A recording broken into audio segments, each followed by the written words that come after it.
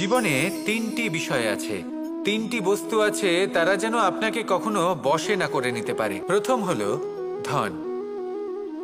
ধন যতক্ষণ আপনি ব্যবহার করতে থাকেন, যতক্ষণ তা আপনার কাজে আসছে, ততক্ষণ ঠিক আছে, এই ধন আপনার কাছে অমৃত। কিন্তু যখন এই ধন আপনাকে ব্যবহার করতে শুরু করে, বুঝে যাবেন যে আপনার পতনের সময় শুরু হয়েছে। দ্বিতীয় বিষয়, ফেলে আসা অতীত। যাই করুন, আপনি অতীত পাল্টাতে পারবেন না, আর এই সত্যিটা আপনিও জানেন। কিন্তু তাও এর বশবর্তী আমরা হয়ে পড়ি, আর যখন তাই হয়, তখন এই সংসারে আমরা যেখানেই যাই না কেন, যত বড়ই সুখ লাভ করি না কেন, সেই সব আমাদের কাছে তিক্ত বলে মনে হয়। তৃতীয় বিষয়, আপনার আশেপাশের মানুষ ভিন্ন ভিন্ন ধরনের মানুষ হয়, যাদের চিন্তা ভাবনা এবং দৃষ্টিভঙ্গি ভিন্ন ভিন্ন প্রকারের।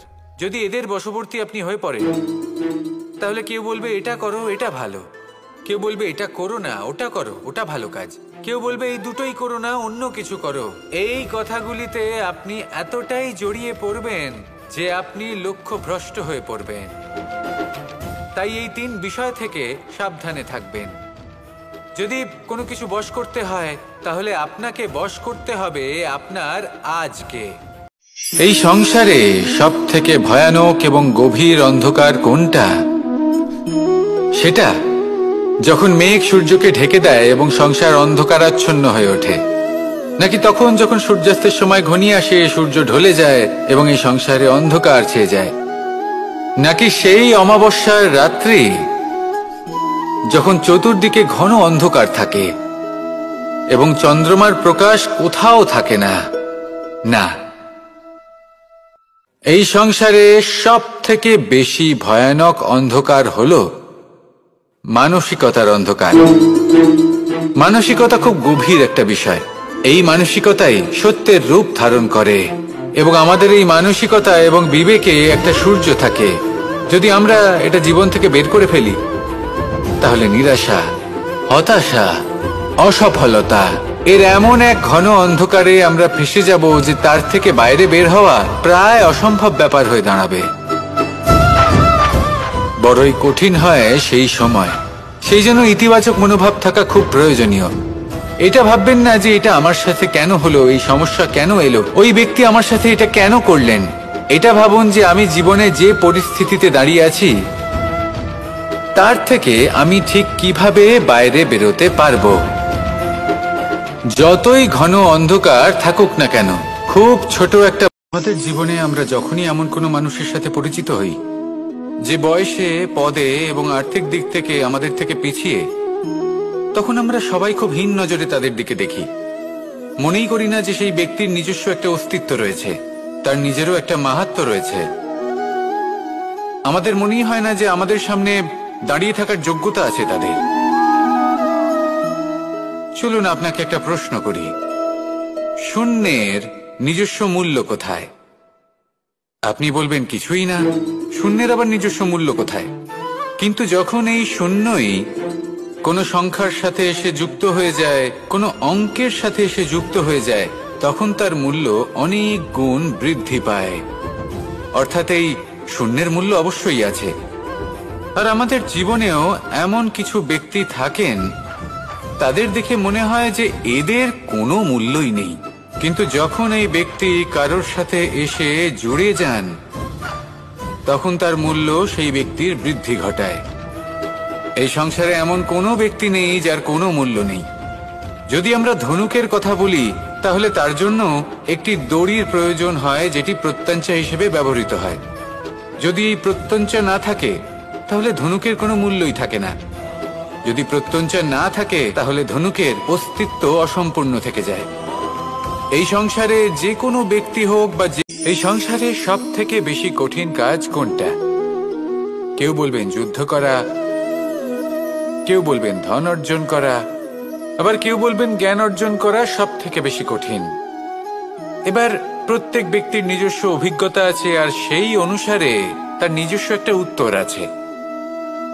সাধারণভাবে দেখতে গেলে এই সংসারে সব থেকে কঠিন হলো তপস্যা করা, অর্থাৎ সব কিছু ত্যাগ করে তপস্যায় নিজেকে বিলীন করে দেওয়া।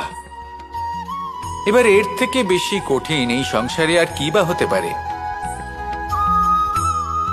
এই সংসারে, এই সমাজে, নিজের পরিবারের মধ্যে থেকেও ধৈর্য ধরে সামনে অগ্রসর হওয়া, এটা হলো সব থেকে কঠিন কাজ। কারণ যখন আপনি তপস্যা করেন তখন সেখানে আপনার ধৈর্য ভাঙার মতো কেউ থাকেন না, না কোনো বন্ধু, না কোনো আত্মীয়, না কোনো শত্রু, কেউ না। কিন্তু যখন আপনি এই সমাজে, এই পরিবারে থাকেন, কোনো না কোনো ব্যক্তি এসে আপনার ধৈর্যের বাঁধ ভেঙে দেওয়ার ক্ষমতা রাখেন। তারা আপনার ধৈর্যের বাঁধ ভেঙে দেয়, আর কখনো কখনো তারা অনিচ্ছাকৃতভাবেই সেটা করে থাকেন। কারণ তাদের মানসিকতা আপনার থেকে আলাদা, তাদের কর্ম আপনার থেকে আলাদা, তাদের দৃষ্টিভঙ্গি আপনার থেকে আলাদা, জীবন যাপন আপনার থেকে আলাদা। সেক্ষেত্রে পাপ এবং পুণ্য, এই দুই হলো সংসারের এমন দুই বিন্দু যাকে কেন্দ্র করে এই সংসারের চক্র ঘুরতে থাকে। আমরা যদি কোনো কর্ম বিচার করি, হয় পুণ্য নয় পাপের দৃষ্টিভঙ্গি দিয়ে, এটা হয় পুণ্য না হলে পাপ। কিন্তু এই পাপ এবং পুণ্য, এই দুই নির্ভর করে প্রত্যেক মানুষের ওপর, তার চিন্তাধারা, তার পরিস্থিতির ওপর। ধরুন এমন একজন মানুষ যিনি অনেক দিন ধরে বনে পথ হারিয়েছেন, অনেক দিন হয়তো উনি কোনো খাবার খাননি। এবার এমন পরিস্থিতি চলে এসছে যে এবার যদি উনি খাবার না খান তাহলে হয়তো জীবিতই থাকবেন না। আর এমন অবস্থায় ওনার সামনে যদি কোনো প্রাণী আসে তাহলে তাকে শিকার করা, এটা কিন্তু তার কাছে পাপ নয়, এটা তো জীবিত থাকার একমাত্র উপায়। এটা তার কাছে পুণ্যসম।